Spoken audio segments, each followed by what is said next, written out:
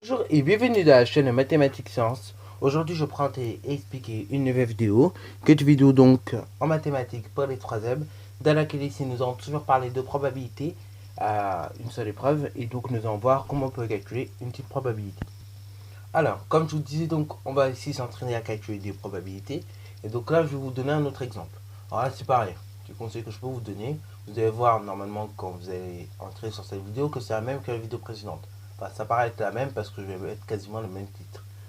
Mais du coup, attention, ça ne veut pas dire que je vais parler exactement la même chose. Là, je vais prendre un autre exemple pour y faire travailler d'autres notions. Bah, et sinon, c'est pas marrant. Sinon, ça sert à rien de refaire deux fois la même vidéo. Du coup. Alors, du coup, bah là, on va travailler notamment aussi la notion d'événement contraire. Hein. Donc, c'est pour ça que j'ai repris un exercice qui est à la base dans un livre de l'ancien programme de 3e. Mais donc, j'ai un peu customisé à ma manière. Puisque bon, c'est quasiment le même type d'exo. Alors pour ceux qui sont dans mon collège, ils savent normalement résoudre ce genre d'exo, mais du coup, nous allons tout simplement apprendre à calculer des probabilités dans ce genre de cas. Donc là, nous avons une roue. Voilà, une roue quelconque, hein, comme vous pouvez le voir. Et donc on va la faire tourner, cette roue. Et on va observer la couleur que l'on obtient. Okay, donc, première question, citer les issues de cette expérience. Deuxième question, déterminer la probabilité de ces événements. Donc là, je vais vous lire les probabilités. Enfin, les événements plutôt qu'il faut déterminer leur probabilité. Donc, la couleur est désignée le bleu.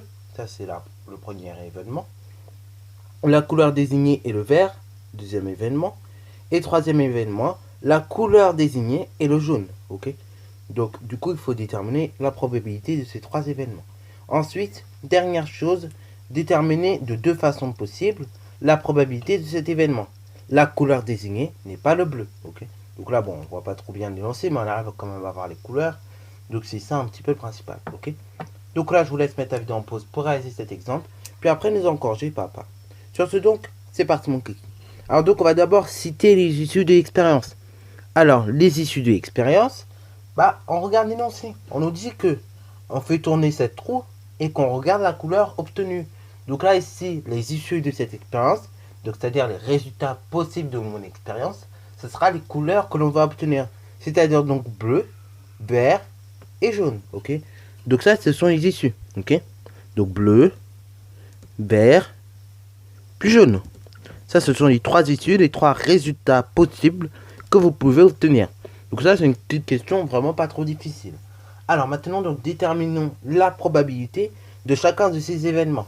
Donc on va déterminer la probabilité d'obtenir du bleu, d'obtenir du vert, puis d'obtenir du jaune.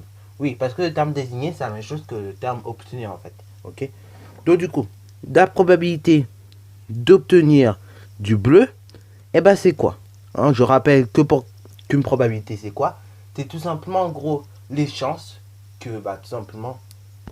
Donc la probabilité, je rappelle tout simplement, c'est tout simplement les chances qu'un événement a de se réaliser. Ok. Donc là, pour calculer cette chance-là, on va tout simplement prendre en fait bah, les issues favorables, donc c'est-à-dire les résultats qui vont amener à obtenir bah, tout simplement l'événement que vous voulez, divisé par le nombre d'issues total. Donc là ici, bah, le nombre d'issues favorables pour obtenir le bleu, c'est tout simplement 1, 2, 3. Donc on peut obtenir le bleu de 3 manières.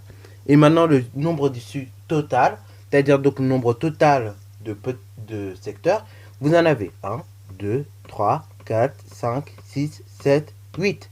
Donc 3 sur 8. C'est la probabilité d'obtenir du bleu. La probabilité d'obtenir du vert, c'est pareil. C'est tout simplement de même le nombre d'issues favorables à la réalisation de l'événement divisé par le nombre d'issues totales. Donc là, vous avez toujours vos 8 issues. Et donc la probabilité d'obtenir du vert est de 2 sur 8. Alors 2 sur 8, on peut simplifier, ça fait donc un quart. Voilà, donc vous simplifiez par 2, hein, vous obtenez un quart. Et la probabilité enfin d'obtenir tout simplement du jaune. Donc là, bah, il y a deux solutions de la calculer. Hein. Soit vous prenez tout simplement le fait que bah, vos 3 huitièmes plus vos 2 huitièmes, vous obtenez 5 huitièmes. Et du coup, vous faites bah, les 1, donc les 8 huitièmes moins les 5 huitièmes. Ou soit vous faites comme tout à l'heure. Hein, donc là, nombre d'issues total, c'est 8. Nombre d'issues favorables à la réalisation de mon événement, vous en avez 3. Voilà. Donc là, la probabilité d'obtenir du jaune, et bah c'est tout simplement de 3 huitièmes. Alors ici on pourrait pas dire par contre qu'il y a une situation d'équiprobabilité, puisqu'on a plus de chances d'obtenir du bleu et du jaune que d'obtenir du vert, ok? Puisque le vert il est présent seulement 2 fois, tandis que le bleu et le jaune ils sont présents 3 fois. Donc plus de chances d'obtenir normalement du bleu et du jaune. Voilà, bon bien évidemment c'est des chances, hein. C'est pas sûr, c'est des chances, c'est des probabilités encore une fois. Donc dernière question, la numéro 3, déterminer de deux façons la probabilité de l'événement suivant, c'est-à-dire donc la couleur désignée n'est pas le bleu. Donc là bon, j'ai repris exactement le même secteur, hein. Vous voyez que j'ai pas trop d'inspiration. Encore une fois, j'ai repris le même secteur que dans la vidéo sur le vocabulaire des probabilités, mais c'est pas grave. Donc normalement si vous avez bien suivi la vidéo sur le vocabulaire des probabilités, vous savez déterminer la probabilité de l'événement suivant, c'est-à-dire donc la couleur désignée n'est pas le bleu, ok, puisque je vous ai parlé d'événements contraires. Donc vous avez deux manières de déterminer la probabilité de l'événement suivant, c'est-à-dire donc la couleur désignée n'est pas le bleu. Donc deux manières, encore une fois, soit vous utilisez l'effet que l'événement contraire plus l'événement favorable, ça fait 1, ou soit vous comptez tout simplement le nombre de chances que vous avez d'obtenir l'événement contraire, ok. Donc là l'événement contraire c'est la non réalisation de bleu, ok. Donc du coup, on va prendre par exemple la probabilité de la non réalisation de bleu. Donc P comme ça, entre parenthèses A, et on met un petit tiré en haut, ok. Donc on va dire tout simplement la... Donc là ça veut dire quoi? Ça veut dire la probabilité de l'inverse de A, ok. Donc ça veut dire, en gros, vous faites le contraire, enfin la probabilité qu'on va trouver ici, ce sera la probabilité de la non-réalisation de l'événement A, c'est-à-dire donc de l'événement contraire de A. Donc du coup, la probabilité de l'événement contraire de A, on l'a dit, ça fait 1 en tout, ok. Mais, bien évidemment, comme une probabilité c'est entre 0 et 1, voilà, on va utiliser le fait qu'ici, on a 8 secteurs, ok. Donc on va diviser par 8. En revanche, si, tout simplement, la non-réalisation de mon événement A, donc ici, c'est-à-dire l'événement de ne pas obtenir le bleu, si je veux pas obtenir le bleu, c'est-à-dire je vais obtenir en revanche du jaune et du vert, ok. Donc on va compter les probabilités d'obtenir du jaune et du vert. Donc on a 3 chances sur 8 d'obtenir du jaune, 2 chances sur 8 d'obtenir du vert. C'est-à-dire donc 5 chances sur 8 de ne pas obtenir du bleu, ok. Ça c'est la première manière de comptabiliser des probabilités lors d'un événement contraire. Ou sinon, vous utilisez donc le fait que la somme des probabilités, c'est égal donc tout simplement à la probabilité de A plus la probabilité contraire de l'événement A. Enfin, contraire à l'événement A, pardon. Ce qui veut dire donc que la probabilité totale, c'est 8 huitièmes. Ce qui est égal donc à, tout simplement, on avait dit tout à l'heure, ça fait 3 huitièmes.